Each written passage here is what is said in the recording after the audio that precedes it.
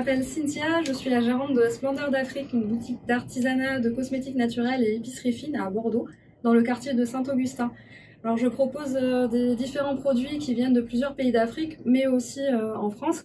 Et mon objectif, c'est de travailler avec des artisans indépendants, de petites entreprises qui proposent des produits de filière équitable. Pendant le confinement, la première chose que j'ai mise en place après un petit mois de fermeture, ça a été le click and collect et j'ai offert la livraison aux gens qui habitent dans le quartier.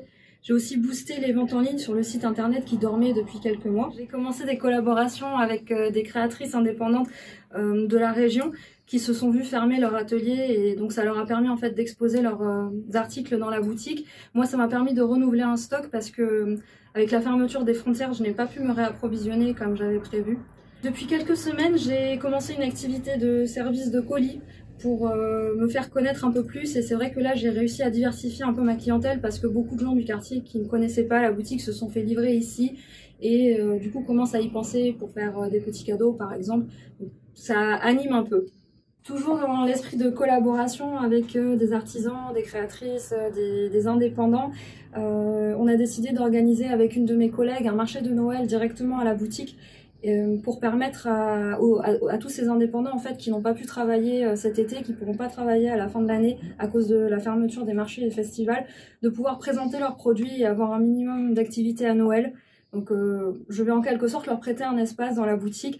Ça va être un point positif pour eux en fait de pouvoir vendre leurs articles. Moi, ça va me faire découvrir une nouvelle clientèle aussi, et puis ça va permettre de diversifier et puis surtout de nous motiver un peu tous ensemble. L'annonce de la fermeture des commerces a été très difficile au départ. Quand je l'ai appris, je pensais que le mien devait absolument fermer parce qu'on n'a pas été très bien informé, notamment quand on est multi-activité comme moi.